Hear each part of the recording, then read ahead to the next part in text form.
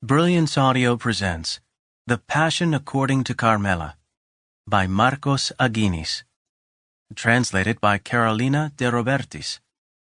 Performed by Frankie Corzo, Timothy Andres Pabon, and Tom Rivera. Carmela left before dawn, tense and quiet, leaving a vague letter for her parents. The letter said that she was heading to the seaside to rest and to sort out her painful, conflicting emotions over her separation from Melchor.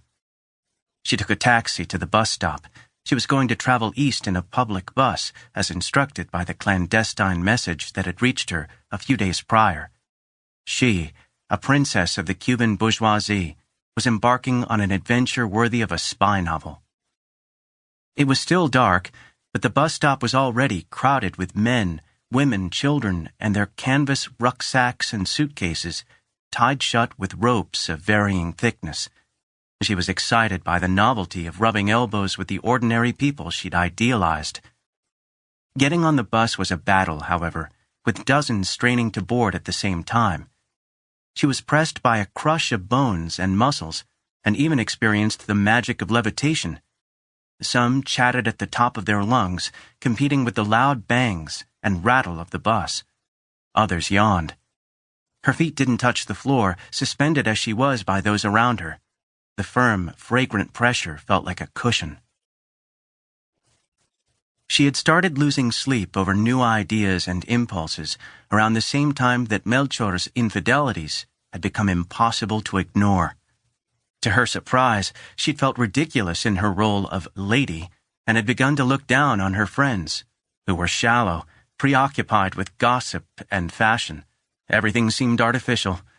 She was 2 courses shy of completing medical school and had begun a residency with a neurosurgeon by the name of Enea Sarmiento. This specialization had fascinated her because of recent discoveries in neuroscience, and also surgery was a sophisticated field lacking in women. She had been drawn by the challenge, just as now on the moving bus she was drawn by the bearded revolutionaries of Sierra Maestra. A young man was trying to jostle his way toward her, but he was blocked by the human mass. She, meanwhile, managed to slide between sweaty backs toward the row of seats along the side. The bus shook and threw the passengers back and forth like melons. The driver called out that they were approaching a stop, but nobody made a move to disembark until the very last moment, when people suddenly came to and yanked their bags from the luggage racks. The frenzy pushed roughly toward the door, with a few screaming, "Excuse me," and then repeating, "Excuse me." Some went so far as to pummel shoulders and bellies with their irritating "excuse me." Once the chaos died down, the driver would try to resume the journey by releasing the clutch, setting off another earthquake, and launching the bus forward relentlessly until the next stop. A woman suddenly stood up, holding absurd hair curlers in place against her head.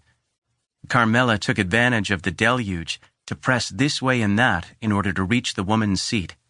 That's when she discovered a simple and tender thing, a pair of honey-colored eyes, masculine, profound amid the madness, the eyes of the young man who'd wanted to approach her.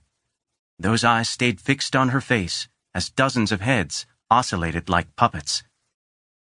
She thought she might be blushing.